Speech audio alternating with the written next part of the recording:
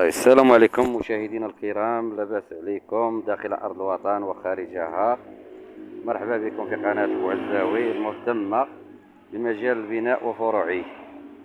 الموضوع الذي أردت أن أتكلم عنه اليوم وتكلمت عنه سابقا هو معاناة العامل والخدام في الصمت.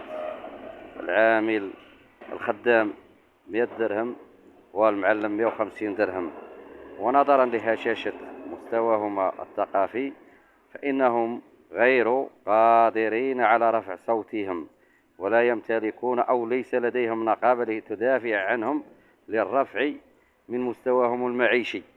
وبهذا الثمن للأجر اليومي اللي كيخدم به الخدام والمعلم راه مشكلة. الخدام اللي كيصبر يلقى راسو ما قدرش على المصاريف.